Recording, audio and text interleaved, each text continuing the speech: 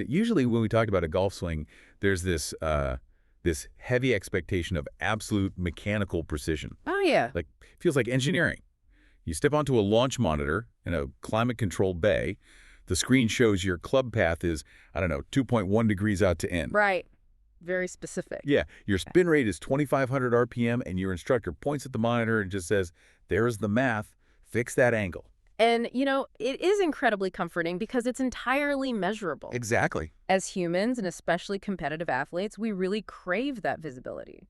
We want our problems neatly categorized.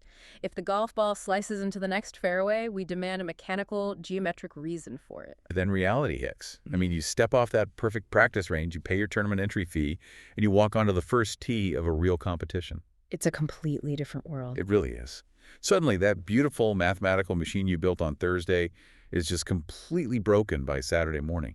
The performance landscape transforms into something terrifyingly murky. You're stepping into the absolute definition of diagnostic muddy waters. Yeah. Because on that first tee, under the watchful eyes of the starter and, your competitors, the problem is rarely your club path. The problem is your nervous system. Welcome to the Deep Dive. Tournament season is fast approaching for golfers everywhere, and today you're getting a shortcut to mastering the mental and physical preparation needed to actually perform under pressure. Which is so critical right now. We're looking at a massive stack of sources today. High-performance mental coaching frameworks, modern sports psychology guides, and elite tour player routines. And we are focusing specifically on the most dangerous window in golf, which is the crucial 48 hours right before a big tournament. It's the make-or-break window. Okay, let's unpack this. Why do so many of us who hit the ball beautifully in a casual Tuesday round completely lose our minds, our confidence, and our swings the moment there is a scorecard in our pocket? Well, we fail because we treat tournament preparation as a physical cramming session rather than a mental calibration. Cramming, right. Yeah, our objective today is not to offer generic feel-good motivation. We are going to build a measurable, repeatable preparation system. I love that. The ultimate goal is shifting from simply hoping you play well, which frankly is the amateur strategy, to relying on structured, bulletproof routines that literally shield you from your own biology. Okay, before we get into tactical exercises out on the course, we have to look at the underlying psychology of pressure. Definitely. Because looking at this research, our standard pre-tournament behavior is practically designed to sabotage us. Let's tackle the elephant in the room here, nervousness. Right. The shaking hands, the shallow breathing, the tight chest. We actively try to suppress it, but the elite players do something completely different, don't they? They do, and that is the foundational mindset shift. Elite players view pressure through a totally different biological lens. Okay. For them, nervousness is not a sign of impending failure. It is completely normal. In fact, if you harness it correctly, it is a legal performance-enhancing drug. Wait, performance-enhancing? Because in my experience, nervousness feels like a virus systematically dismantling my ability to hold a piece of steel. I get that. What's fascinating here is the profound physiological difference between fear and positive tension. Positive tension. Right. When you experience fear, your brain triggers a survival state.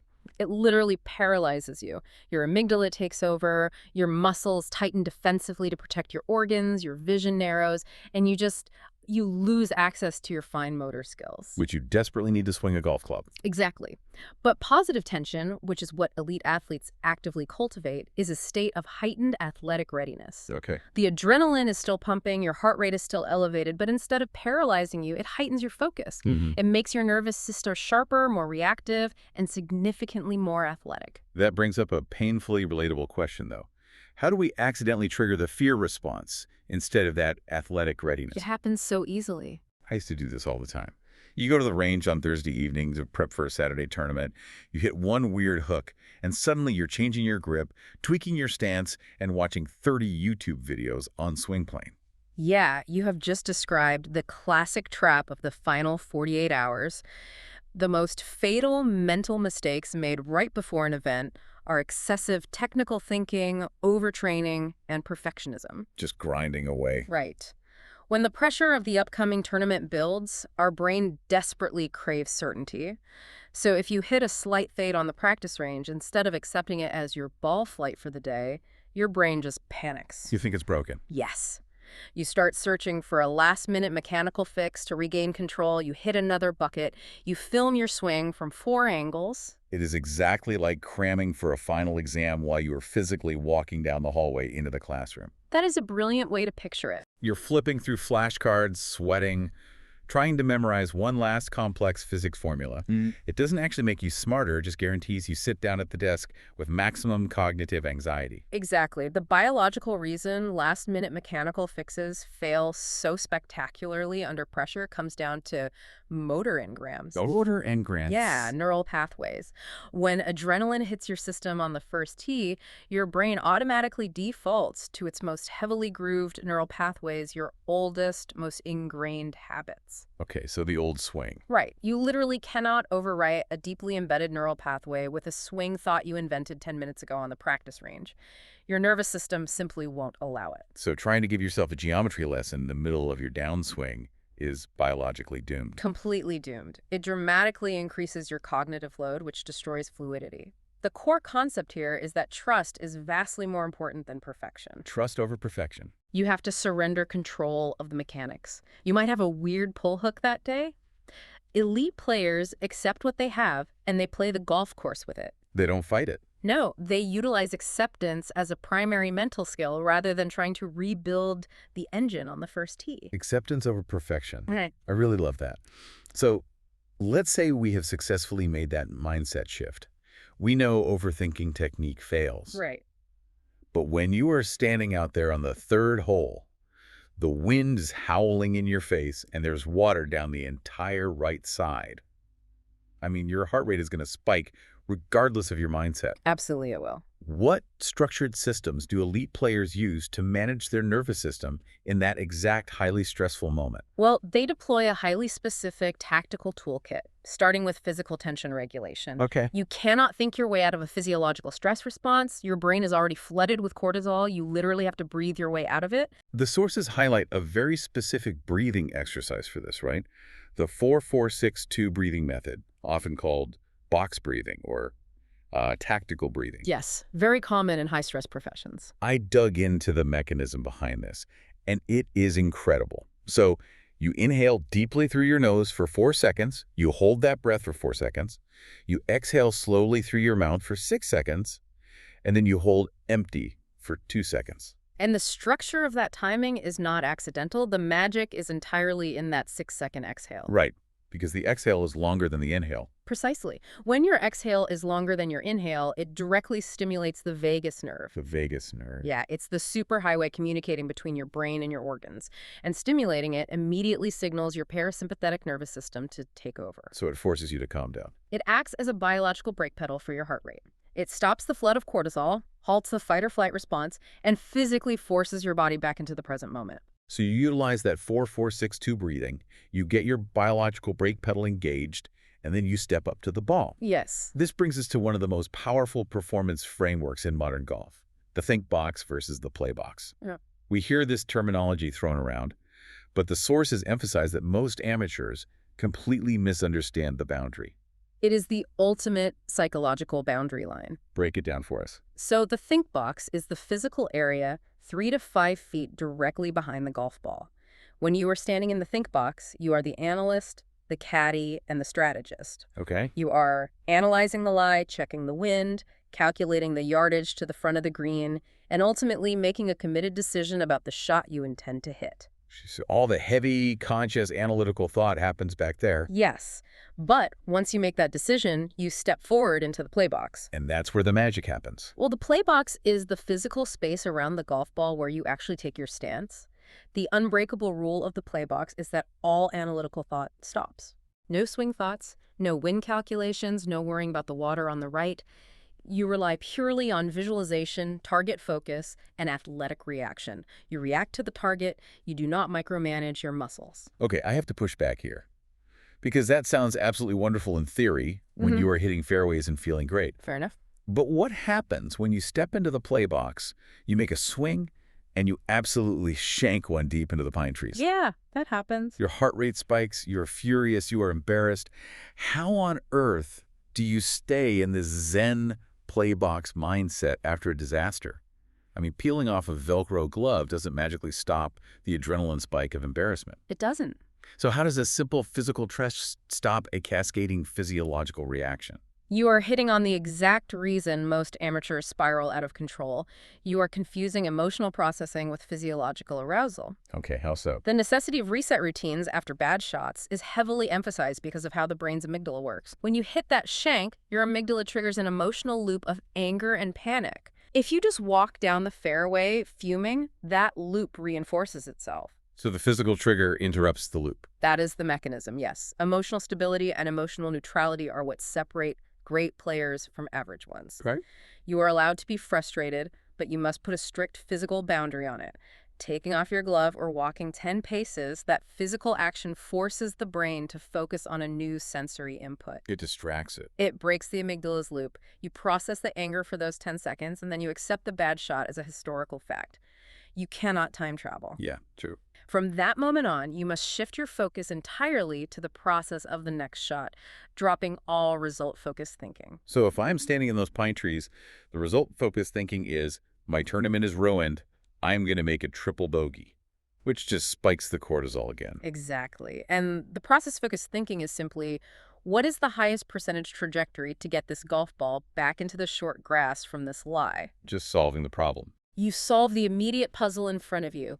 Nothing else exists. It is almost like you have to build up a massive bank account of mental resilience before you even drive to the golf course. You absolutely do. Which means we need to zoom out. Having established these on-course tactical routines, the vagus nerve breathing, the think box boundary, the physical reset triggers, we need to map out the exact timeline leading up to the first tee. Right. How do we neurologically lock in this confidence so it is there when we need it? First, we have to redefine confidence. It is deeply misunderstood in amateur sports. Because it's not just a feeling, right? Exactly. It isn't a magical aura that you either wake up with or you don't. True confidence is actively trained and structurally built. Okay. One of the most effective ways to train it is through mental success storage, which sports psychologists call confidence journaling. I found the science on this fascinating. Writing down your good shots isn't just about feeling good. It fundamentally changes the brain. It does. We have a severe negativity bias as humans.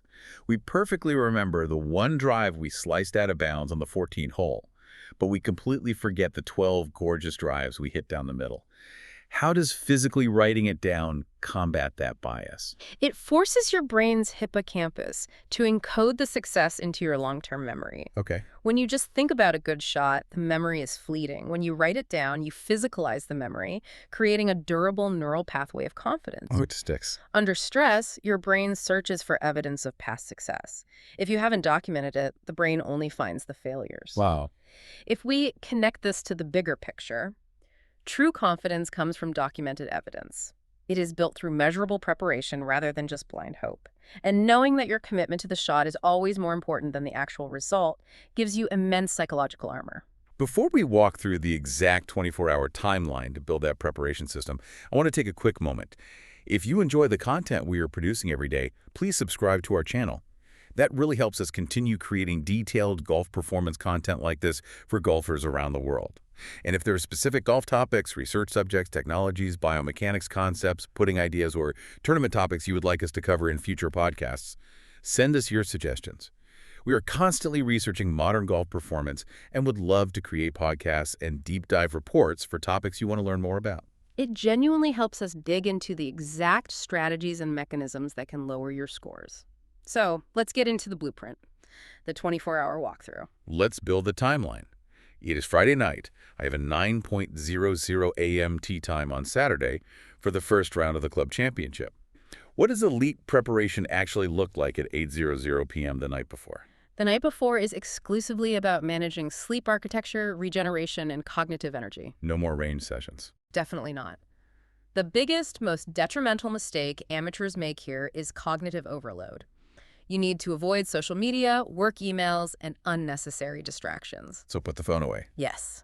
Staring at your phone, scrolling through microscopic golf swing tips on Instagram at 10:00 p.m.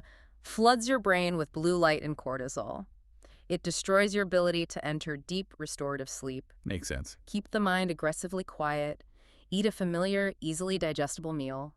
Hydrate heavily. Okay, morning of the tournament, I wake up and immediately my stomach drops. The nerves are there. Acknowledge the cortisol awakening response. What's that? Your body naturally spikes cortisol in the morning to wake you up, and when combined with tournament nerves, it feels overwhelming. Greet it. Tell yourself, my nervous system is getting ready to compete. So frame it as a positive. Yes. Execute a structured, familiar morning routine. Get to the golf course with plenty of time, but do not get there so early that you sit in the locker room agonizing for 2 hours. That's a good tip. So now, I am at the course. I put my shoes on, and I head to the driving range to warm up. This is usually where the panic sets in if the ball flight isn't perfect. We established earlier that we shouldn't make mechanical changes, but how should we actually structure the balls we hit? The golden rule of the pre-tournament warm-up is this. You are warming up your neurology and your muscles. You are not judging the geometric results. So no fixing things. None. You start with short wedges, simply to find the rhythm of the club head, and you work your way through the bag.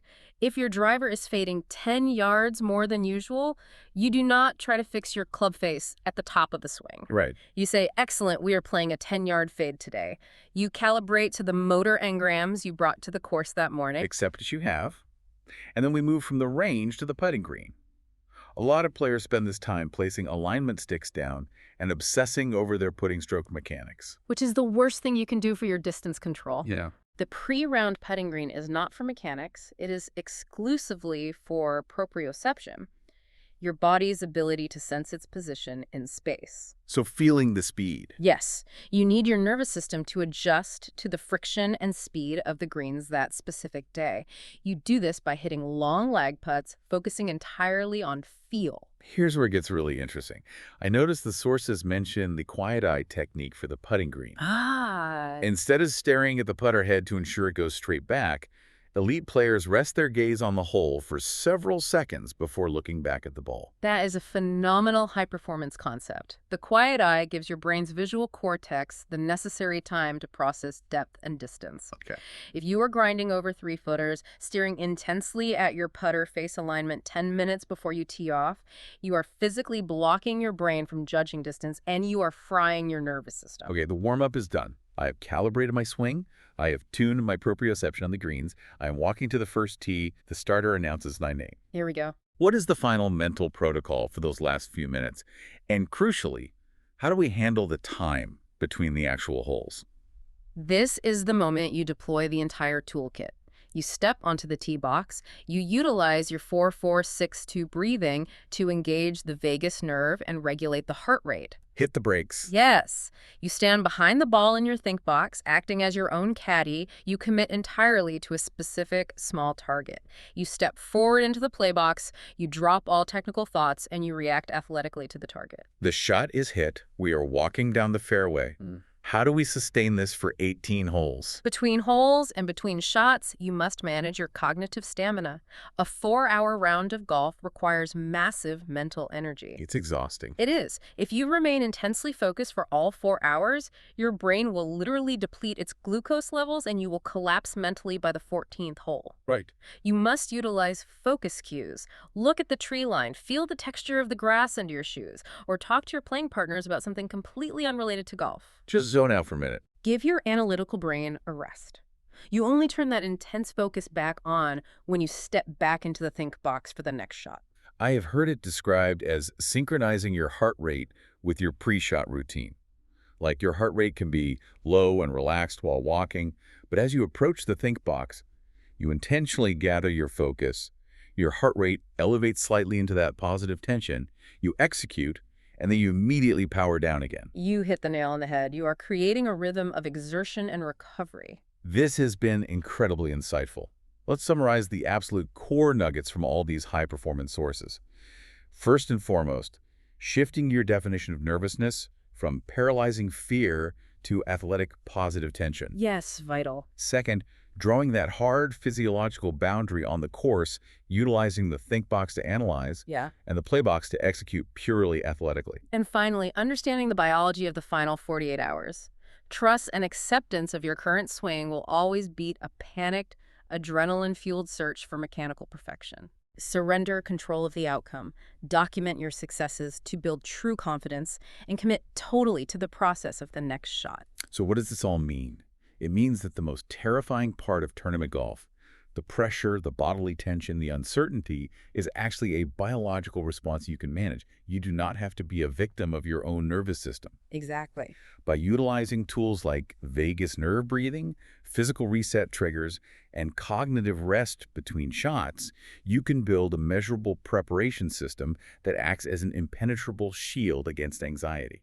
This raises an important question, one that I think every competitive golfer needs to ask themselves after diving into this research. What's that? If you dedicated as much time to practicing your mental reset routines, your breathing, and your emotional regulation as you do to hitting drivers on the practice range, well, how quickly could you unlock a true flow state under tournament pressure? Now, that is a profound thought to mull over during your next practice session. Stop just mindlessly beating golf balls and start aggressively training your mental execution. Thank you so much for joining us on this deep dive into tournament preparation. You have the tools, you understand the biology, and you have the blueprint. Now it is time to step into the play box, trust your motor engrams, and enjoy the positive tension. Have a fantastic tournament season, everyone. We will catch you next time.